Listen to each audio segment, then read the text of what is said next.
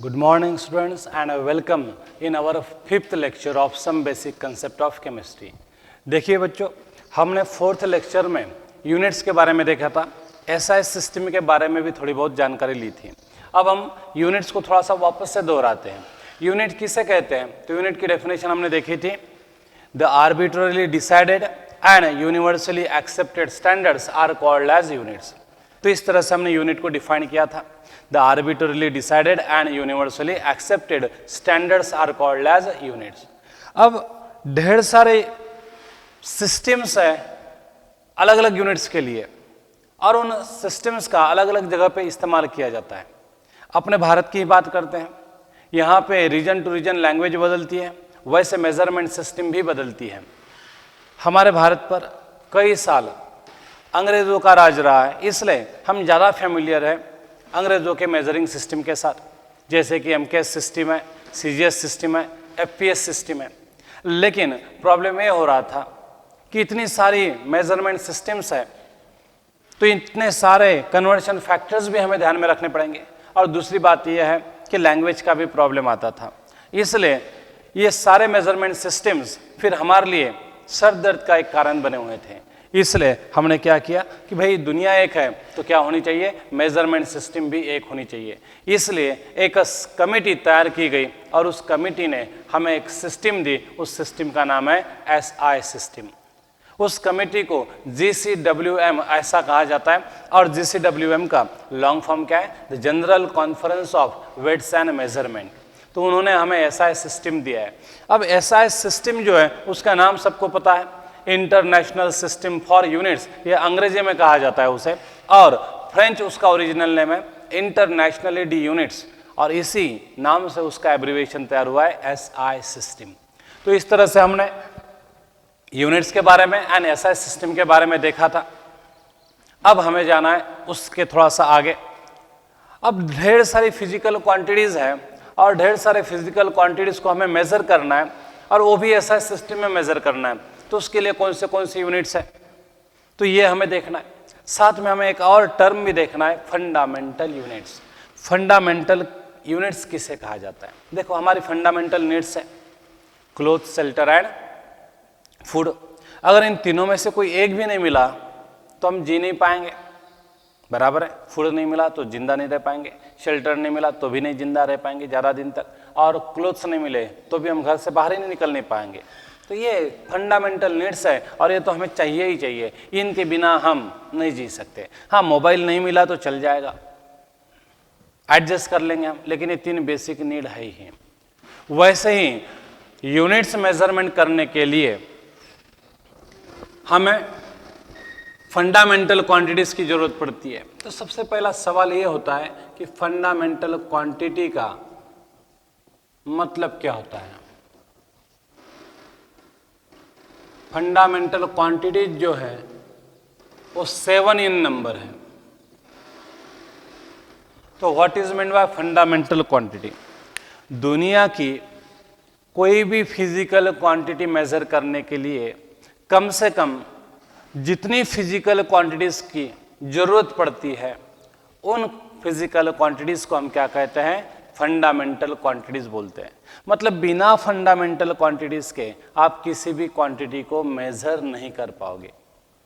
The minimum number of physical quantities which are required to measure any other physical quantities are called as fundamental quantities. वापस से एक बार definition देख लीजिएगा।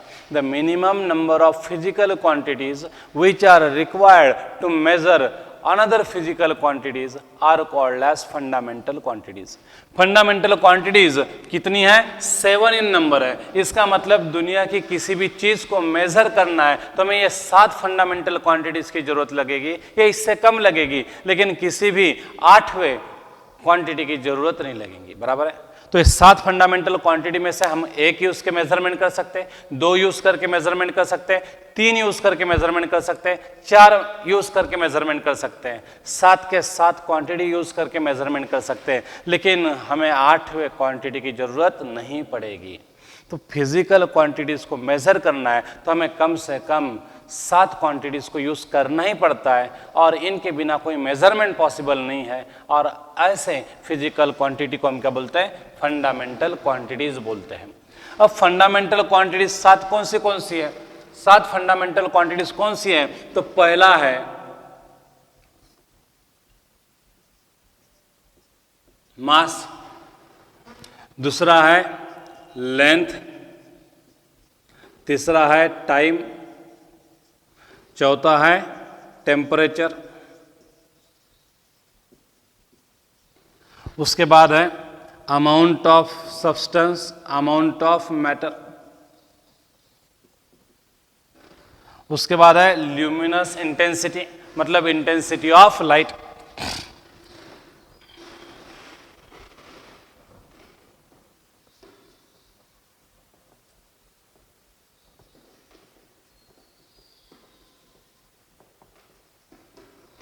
और उसके बाद है क्वांटिटी ऑफ करंट या अमाउंट ऑफ करंट भी बोल सकते हैं,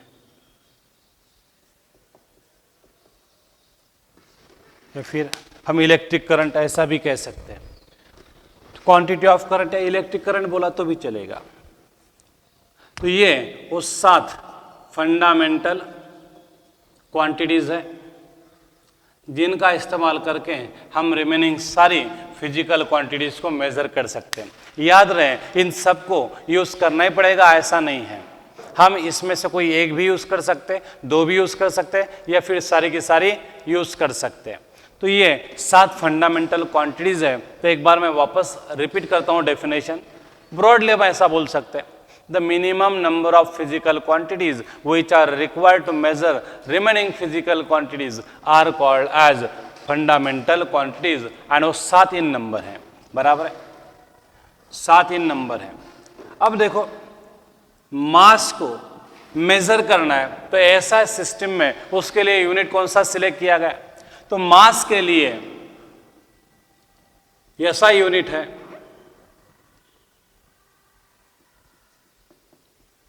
किलोग्राम। मास के लिए ऐसा यूनिट क्या है? किलोग्राम। तो ऐसा सिस्टम में मास को हम किलोग्राम में मेजर करते हैं। किलोग्राम का जो सिंबल है वो स्मॉल केजी है, स्मॉल केजी। लेंथ का ऐसा यूनिट जो है वो है मीटर, और मीटर को हम मेजर करते हैं with this unit small M. तो मीटर का यूनिट क्या है? स्मॉल एम है। Mass is a fundamental quantity, it is measured in kilogram in SI system, its unit is small K G. दूसरा है लेंथ, उसको मेजर किया जाता है मीटर में, और मीटर का सिंबल क्या है? Small M. टाइम को मेजर किया जाता है सेकंड में, सेकंड टाइम का क्या है? एसआई यूनिट है, और उसका सिंबल है स्मॉल एस, बराबर है। उसके बाद टेम्परेचर है। टेम्परेचर के लिए बहुत सारी अलग अलग स्केल है हमारे पास, डिग्री सेल्सियस स्केल है, फ़ारेनहाइट स्केल है, एंड केल्विन स्केल है। लेकिन ऐसा सिस्टम ने केल्विन स्केल को क्या किया है? एक्सेप्ट किया है। अब हमें टेम्परेचर अगर ऐसा यूनिट में, ऐसा सिस्टम में मेजर करना है तो कौन सा यूनिट यूज करना पड़ेगा? केल्विन यूनिट करना पड़ेगा यूज, और इस केल्विन का सिंबल है कैपिटल के, बराबर है। तो कैपिटल के is the symbol of kelvin. तो हम केल्विन में टेम्परेचर मेजर करते हैं ऐसा सिस्टम में। Amount of matter, amount of matter के लिए हम मोल इस यूनिट का इस्तेमाल करते हैं। ऐसा सिस्टम ने मोल को सिलेक्ट किया है एज ए ऐसा यूनिट, और उसका सिंबल है MOL। यही मोल कंसेप्ट जो है वो हमारे फिजिकल केमिस्ट्री का बहुत ही इंपॉर्टेंट पार्ट है, आत्मा है हमारे केमिस्ट्री का। बिना मोल कंसेप्ट के हम कोई भी फिजिकल केमिस्ट्री के चैप्टर को ढंग से पढ़ नहीं पाएंगे। तो ये बहुत ही इंपॉर्टेंट टॉपिक है मोल कंसेप्ट। इसके लिए ढेर सारी प्रैक्टिस करनी पड़ती है। चैप्टर तो 10-15 दिन का ही है, 10-15 डेफिनेशन ही है उसमें, लेकिन मोल कंसेप्ट जो है वो बहुत ही कंसेप्चुअल टॉपिक है, और इसमें सोचना बहुत ज़्यादा पड़ता है, लॉजिकल थिंकिंग बहुत ज़्यादा करना पड़ता है। इसलिए मोल कंसेप्ट एक बहुत ही इंपॉर्टेंट टॉपिक है, क्योंकि पूरे फिजिकल केमिस्ट्री में आता है, और कंसेप्चुअल है, और मैथमेटिक्स आता है उसमें, और ज़्यादा कठिन नहीं है। आपको अगर क्रॉस मल्टीप्लिकेशन आता है तो आपको मोल कंसेप्ट आसानी से आ जाएगा। मैटर हम मोल में मेजर करते हैं, जिसका सिंबल है MOL। नेक्स्ट ल्युमिनस इंटेन्सिटी, लाईटची प्रखरता मोजण्यासाठी आपण ल्युमिनस इंटेन्सिटी हे काय करतो? एक युनिट यूज करतो। तो luminous intensity is the SI unit to measure the intensity of light, and इसका एसआई यूनिट क्या है? कैंडेला है, जिसका सिंबल है CD। तो luminous intensity that is intensity of light जो है वो हम कैंडेला में मेजर करते हैं, जिसका सिंबल क्या है? CD। इलेक्ट्रिक करंट जो है उसे हम मेजर करते हैं एम्पियर में, जिसका सिंबल है A। तो electric current, luminous intensity, amount of matter, temperature, time, length and mass, in 7 physical quantities को हम क्या कहते हैं? फंडामेंटल क्वांटिटीज बोलते हैं, बराबर है। तो फंडामेंटल क्वांटिटीज आपको समझ में आई होगी। ये 7 फंडामेंटल क्वांटिटीज हैं और उनके क्या है? एसआई यूनिट्स हैं। तो इतना हम फंडामेंटल क्वांटिटी के बारे में बोल सकते हैं। अब दुनिया की कोई भी फिजिकल क्वांटिटी मेजर करनी है मुझे रिमेनिंग, तो इनमें से ही कुछ क्वांटिटीज का इस्तेमाल करना पड़ेगा। बिना इनके इस्तेमाल के कोई मेजरमेंट पॉसिबल नहीं है, बराबर है। इसलिए इनको क्या बोला जाता है? फंडामेंटल क्वांटिटीज बोला जाता है। अब बाकी के जो फिजिकल क्वांटिटीज है वो फंडामेंटल क्वांटिटीज नहीं है, फिर तो उन्हें क्या बोलना चाहिए? तो जो फिजिकल क्वांटिटीज फंडामेंटल क्वांटिटीज से तैयार होती है उन्हें क्या बोला जाता है? Derived quantities. मतलब वो फंडामेंटल क्वांटिटीज से तैयार होते हैं, इसलिए उन्हें क्या बोला जाता है? डिराइव्ड क्वांटिटीज बोला जाता है। और उनके यूनिट्स जो है वो भी फिर क्या होंगे? डिराइव्ड ही होंगे। मतलब वो भी यूनिट्स कैसे बनेंगे? फंडामेंटल क्वांटिटीज के यूनिट्स से बनेंगे। तो all the remaining physical quantities except these fundamental quantities are collectively called as derived quantities and their units are called as derived units. तो मास फंडामेंटल क्वांटिटी है तो ये फंडामेंटल यूनिट है, लेंथ फंडामेंटल क्वांटिटी है तो ये फंडामेंटल यूनिट्स हैं। Fundamental quantities, fundamental units. वैसे हमें derived quantities and derived units को अब देखना है। अब अलग अलग डिराइव्ड यूनिट्स हम देखेंगे। बहुत सारी फिजिकल क्वांटिटीज आपने देखी है 8th, 9th, 10th में, उनके यूनिट्स भी आपको लर्न है। तो देख लेते हैं हम अलग अलग डिराइव्ड क्वांटिटीज, कुछ एग्जांपल हमें मालूम होने चाहिए।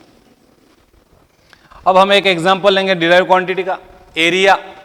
अब हमें मालूम है एरिया कैसे निकाला जाता है।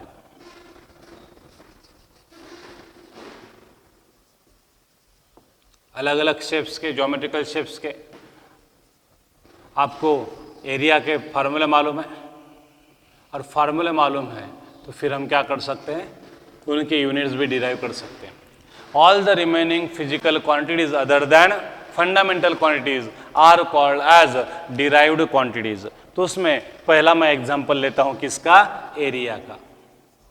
अब हमें मालूम है area is nothing but the product of length into breadth. Length भी मीटर में मेजर की जाती है एसआई सिस्टम में, एंड ब्रेथ विड्थ भी क्या की जाती है? मीटर में मेजर की जाती है।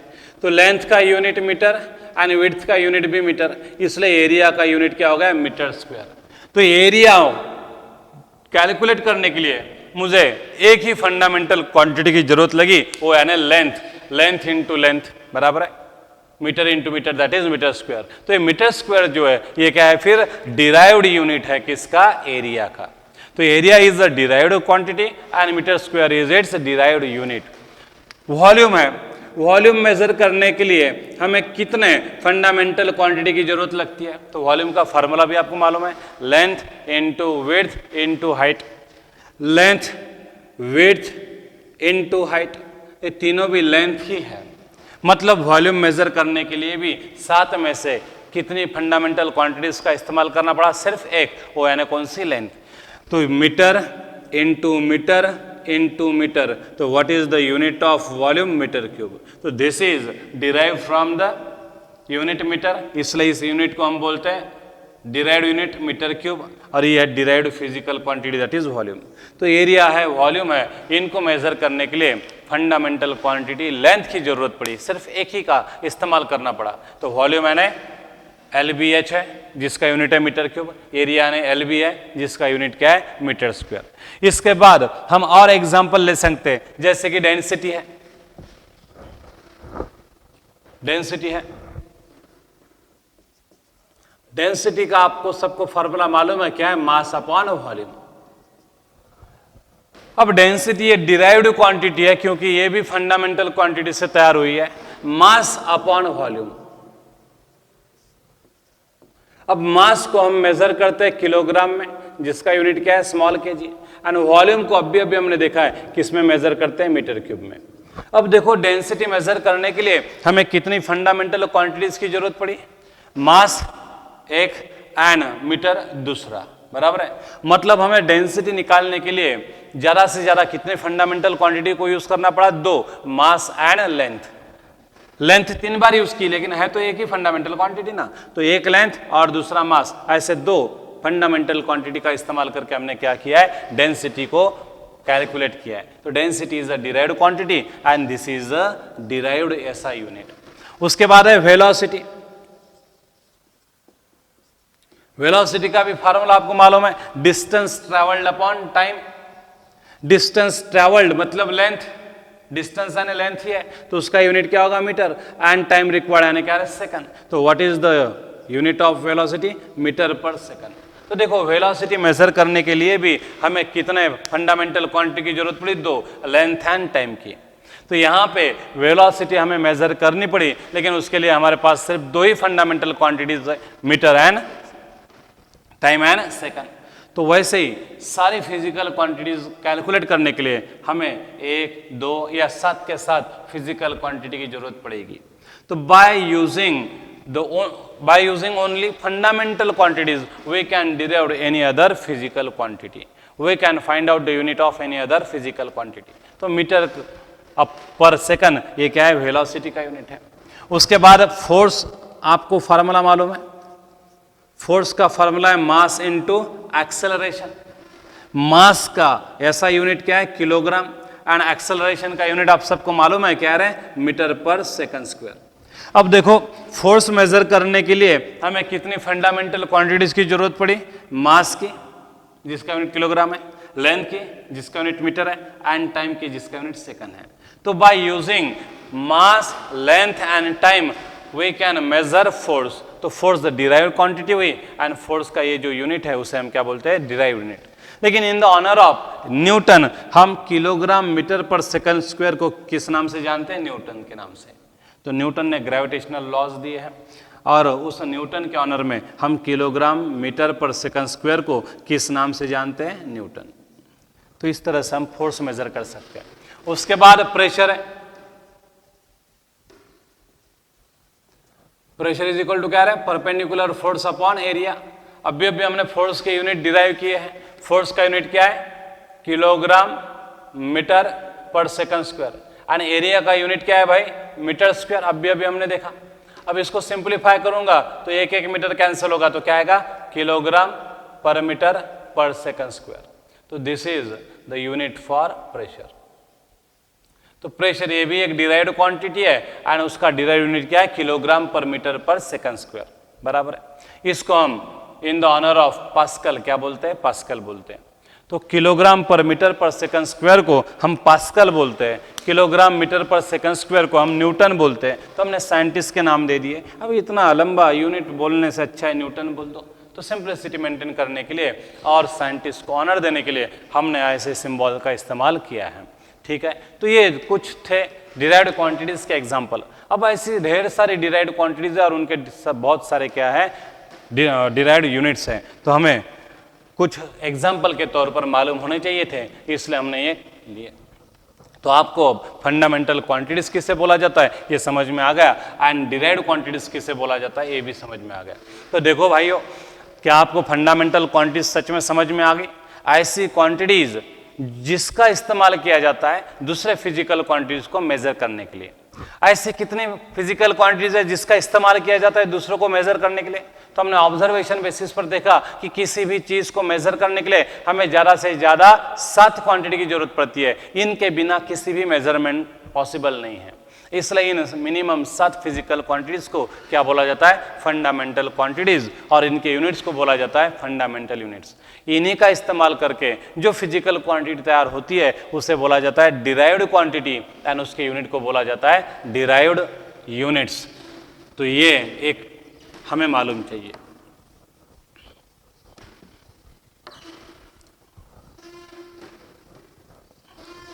अब देखिए, हमने अलग अलग डिराइव्ड क्वांटिटीज देखी है। अब हमें उसके बाद प्रीफिक्सेस का इस्तेमाल करना है। देखो, अब SI सिस्टम ने यूनिट तो दिए है, लेकिन वो हर बार यूज करना कन्वीनियंट नहीं होते। देखो, जैसे कि दो सिटीज का डिस्टेंस, जैसे अकोला और अमरावती है। अब दो सिटी है, उसके बीच में का डिस्टेंस यानी उन दोनों के बीच में का लेंथ हमें मेजर करना है, तो आप मीटर में यूज कर पाएंगे क्या? मीटर में उसकी लेंथ बताना आसान होगा। अब अकोला और अमरावती के बीच में जो डिस्टेंस है वो 100 किलोमीटर है, तो हाउ मेनी मीटर्स? तो 1 किलोमीटर यानी 1000 मीटर्स, तो 100 किलोमीटर यानी कितना? तो 1 किलोमीटर यानी 1000 मीटर होता है, तो 100 किलोमीटर यानी कितना होगा? क्रॉस मल्टीप्लिकेशन से में आएगा 100 इंटू 1000, मतलब 1 के ऊपर कितना रहे? 5 जीरो। अब इतना बड़ा वैल्यू है ये, और ऐसे बड़े वैल्यू को यूज करना हमारे लिए इनकन्वीनियंट जाता है जब हम कैलकुलेशंस करते हैं। तो ऐसा सिस्टम ने लेंथ मेजर करने के लिए हमें मीटर ये यूनिट दिया है, क्या हर बार ये सही होगा? अब अर्थ है और मून है और दोनों के बीच में का डिस्टेंस, ऐसा सिस्टम है, लेकिन क्या ऐसा यूनिट यहाँ पे यूज करना हमारे लिए सही है? अर्थ और मून के बीच में का डिस्टेंस है 3,90,000 किलोमीटर। इसको अगर मैं मीटर में बोलूंगा तो देखो कितनी फिगर बड़ी हो जाएगी, और इतनी बड़ी फिगर को यूज करना कैलकुलेशन पर्पज के लिए हमें फिर तकलीफ होगी। इसलिए ये एसआई सिस्टम के जो यूनिट्स है वो इंटरनेशनली एक्सेप्टेड तो है, इंटरनेशनल लेवल पर उसे मानते तो है, लेकिन वो हर जगह अच्छे साबित होंगे, कन्वीनियंट साबित होंगे, ऐसा नहीं रहता।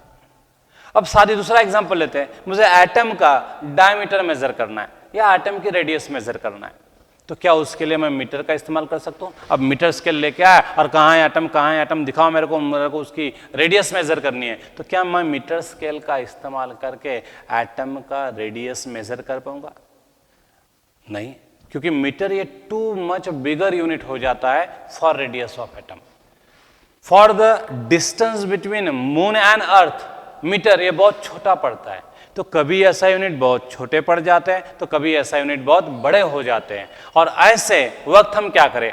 अब ऐसा सिस्टम कहती है कि नहीं आप कुछ भी करो, हमारे ही यूनिट्स यूज करो, ऐसा यूनिट्स का इस्तेमाल करो, लेकिन भाई वो कन्वीनियंट नहीं है ना, कभी बहुत बड़े हो जाते हैं मेजरमेंट करने के लिए तो कभी बहुत छोटे हो जाते हैं, तो अब क्या करें हम?